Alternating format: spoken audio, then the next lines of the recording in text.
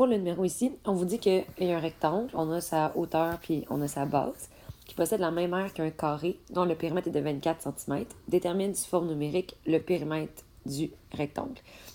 Donc, pour trouver le périmètre du rectangle, évidemment, il va falloir qu'on ait la valeur numérique de la hauteur puis la valeur numérique de la base. Celle-là, on l'a déjà. Mais pour trouver la valeur numérique de la hauteur, j'aurai besoin d'avoir le A. Donc, je vais devoir me créer une équation, résoudre mon équation, puis trouver la valeur de A. Moi, ce que je sais, c'est qu'il possède la même aire. Donc, si je prends l'expression algébrique de l'aire du rectangle, puis que je la mets égale à l'aire du carré, ça va me créer une équation. Par contre, dans l'aire du carré, j'ai besoin de la mesure de côté. Puis en ce moment, j'ai juste le périmètre. Donc, ma première étape, ça va être d'aller trouver la mesure de côté. Je répète pourquoi je fais ça.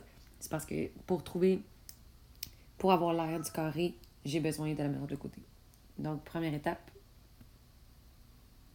trouver C. Donc, le périmètre du carré, la formule, c'est 4C. Je vais aller remplacer le périmètre par 24, qui est égal à 4C. Je divise par 4 des deux côtés, c'est-à-dire que j'ai un côté de 6 cm. Après ça, deuxième étape, je vais aller trouver A en me créant une équation. Donc moi, ce que je sais, c'est que l'aire du rectangle est égale à l'aire du carré. Désolée pour le chat.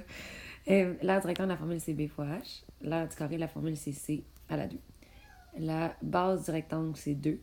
La hauteur, c'est 4A plus 8. La mesure de côté du carré, c'est 6 à la 2.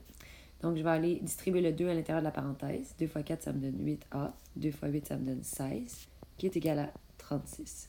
Moi, je vais aller isoler A. Donc, je vais faire moins 16 des deux côtés. 36 moins 16, ça va me donner 20. Puis ensuite de ça, je vais faire 20 divisé par 8. Ça me donne 2,5. A est égal à 2,5. À partir de là, tout ce qu'il me reste à faire, dans le fond, c'est de calculer le périmètre du rectangle en remplaçant.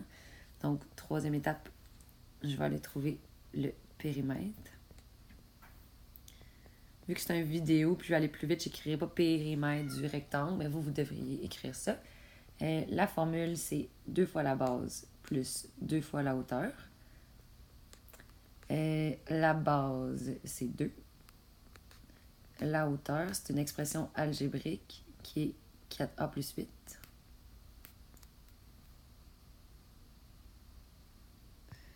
Je vais monter ça un petit peu. Donc, ça me fait le périmètre qui est égal à 4 plus 8A plus 16. J'ai mis ensemble, qui est égal à 8A plus 20.